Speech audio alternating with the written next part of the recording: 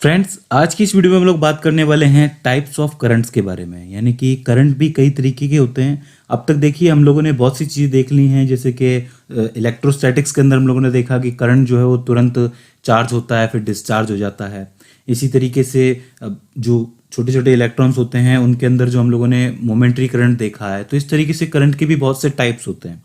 तो basically 4 types के बारे में आज हम लोग जानने वाले हैं, जो कि हमारे लिए इंपॉर्टेंट होने वाले हैं इस चैप्टर के अंदर। तो इसके अंदर सबसे पहले हम लोग बात करेंगे डायरेक्ट करंट के बारे में, जिसको डीसी करंट भी कहते हैं हम लोग। देखिए, डायरेक्ट करंट के नाम से ही पता चल रहा है कि ऐसा करंट जो हमेशा चलता रहे। देखिए, इस करंट के अंदर क्या होता है कि ये ना तो अपना मैग्नीट्यूड चेंज करता है, ना ही अपनी डायरेक्शन चेंज करता है। समझिए, जैसे मान लीजिए कि आपके पास कोई भी इलेक्ट्रिकल अप्लायंस है और यहाँ पर इसको आप लोगों ने एक स्विच से और एक बैटरी से जोड़ रखा है। ठीक है, तो होगा ये कि आप लोग एक स्विच को चालू कर देंगे और हमेशा के लिए चालू ही छोड़ेंगे, तो होगा क्या कि ये जो है हमेशा घूमता रहेगा लगातार और विथ ए सेम मैग्नीट्यूड।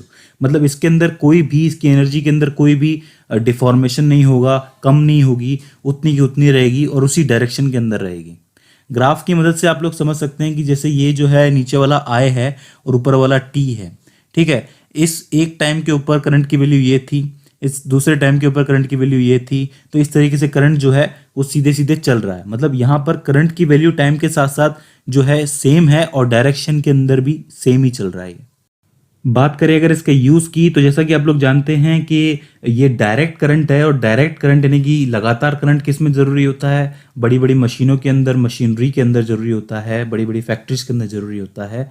तो ये हाई टेंशन लाइन जो है डायरेक्टली फैक्ट्री से जुड़ी हुई होती है, जो डायरेक्ट करंट इनको दे सके। इस लिस्ट में जो हमारा दूसरा करंट होता है वो होता है चेंजिंग करंट, जिसको हम लोग वेरिएबल करंट भी कहते हैं। नाम से ही पता चल रहा है कि बार बार इसका मैग्नीट्यूड जो है वो टाइम के साथ साथ चेंज होता रहता है। मतलब अगर आप लोग ग्राफ में भी देखोगे तो अगर ये आई है, ये टी है, तो इस आई की वैल्यू टी के साथ साथ ये इस तरीके से कर्व की जैसे जाती है, जो कि चेंज होती ही रहती है। ठीक है, अब ये जो करंट है इतनी बार अगर चेंज होता है, इसका मैग्नीट्यूड इतनी बार चेंज होता रहता है, तो इसका यूज़ कैसे कर सकते हैं हम लोग? देखिए, कभी कभार क्या होता है कि हम लोग हर प्लग के अंदर कोई भी इलेक्ट्रिक अप्लायंस जोड़ देते हैं। जैसे कि एक प्लग के अंदर हम लोग चार्ज भी कर रहे हैं, मोबाइल चार्ज भी कर रहे हैं, मिक्सर भी लगा रहे हैं, या फिर वॉशिंग मशीन भी लगा रहे हैं, और भी चीज़ कर रहे हैं। तो होता क्या है कि ये जो आप जहाँ पर आप लगा रहे हो, इससे या तो आपका इलेक्ट्रिकल अप्लायंस खराब हो सकता है, या फिर आपका एमसी बोर्ड यानी कि मेन सर्किट बोर्ड होता है, उसका जो स्विच है वो नीचे गिर जाता है, जो कि उस बोर्ड से जुड़ा हुआ है। मैं मेरे कहने का मतलब ये है कि कभी कभार घर के किसी भी इलेक्ट्रिकल बोर्ड में हम लोग जो है आपका फ्रिज है उसका प्लग भी लगा देते हैं, वॉशिंग मशीन का भी लगा देते हैं, तो इतना लोड जो है वो झेल नहीं पाता। ठीक है, तो क्या होता है कि जो स्विच है वो नीचे गिर जाता है। तो इस तरीके की जो वेरिएबिलिटी है, इसको रखने के लिए वेरिएबल करंट का यूज़ किया जाता है। किसी बोर्ड के अंदर कम रेजिस्टेंस रखा जाता है ताकि ज़्यादा पावर आ सके, किसी में ज़्यादा रेजिस्टेंस रख दो ताकि कम पावर आए। ठीक है, तो इस तरीके से वेरिएबिलिटी जो है वो हम लोग यूज़ करते हैं। बात करते हैं हम लोग अगले करंट की, जो कि है हमारा मोमेंट्री करंट। मोमेंट्री करंट को हम लोग इंस्टेंटेनियस करंट भी कहते हैं, जो कि कुछ मोमेंट के लिए ही क्रिएट होता है।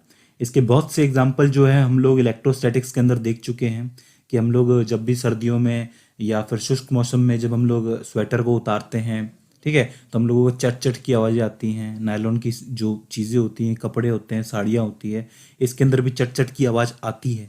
ठीक है, तो वो जो है, जो आपका चार्ज होता है वो चार्ज होकर तुरंत डिस्चार्ज होता है, तो उसकी वजह से आती है हमें। ठीक है, तो वो ऐसा करंट जो कि मोमेंट्री, कुछ मोमेंट्स के लिए ही जनरेट हो, हम लोग उसको मोमेंट्री करंट या फिर इंस्टेंटेनियस करंट कहते हैं।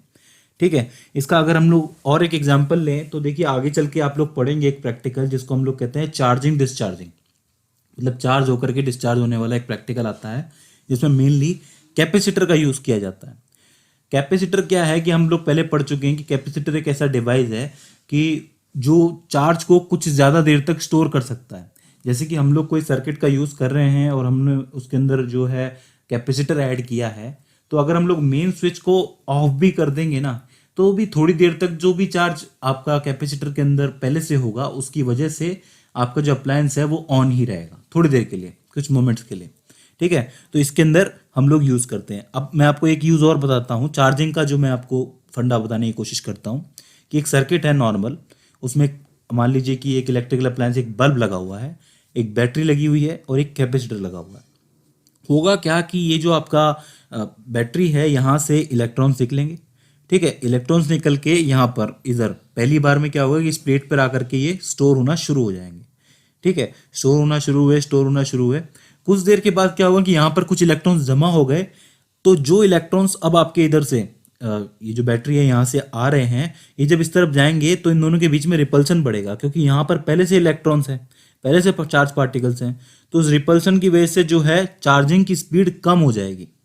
भाई शुरुआत में जब इसके ऊपर कोई पार्टिकल नहीं था तब तो चार्ज बहुत स्पीड से हुआ, लेकिन अब चार्जिंग की स्पीड घट जाएगी।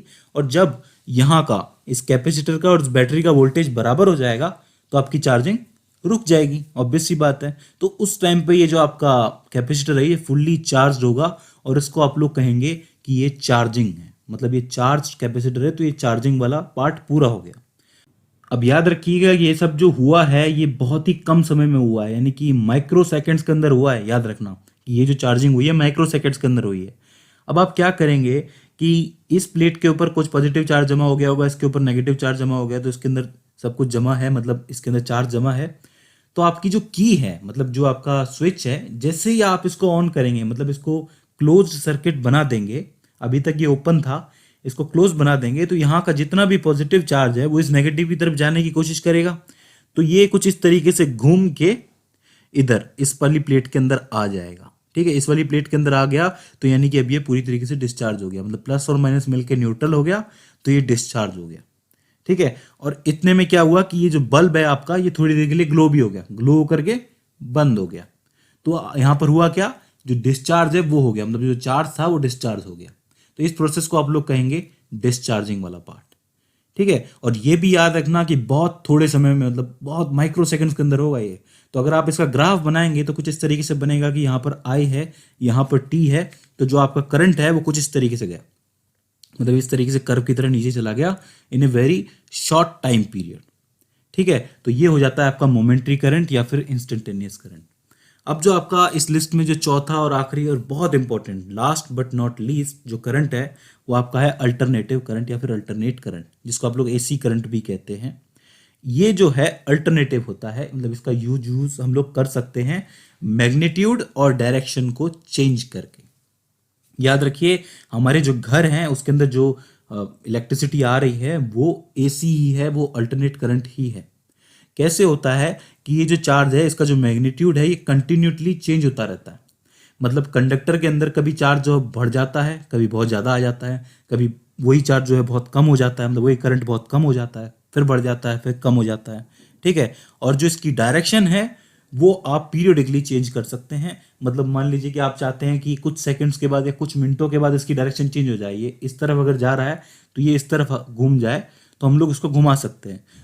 तो हम लोग कह सकते हैं कि इन अल्टरनेट करंट या इन एसी करंट या फिर AC, the magnitude changes continuously and the direction change periodically, ठीक है। डायरेक्शन चेंजेस पीरियडिकली, मतलब जो मैग्नीट्यूड है वो कंटिन्यू चेंज होता रहता है और जो डायरेक्शन है वो पीरियडिकली हम लोग चेंज कर सकते हैं। तो इसका जो ग्राफ है वो कैसे बनेगा, सिंपल है कि ये आई है, ये आपका टी है, लेकिन इस बार आई जो है वो नेगेटिव में भी जा सकता है, यानी कि हम मैग्नीट्यूड चेंज कर सकते हैं, डायरेक्शन चेंज कर सकते हैं।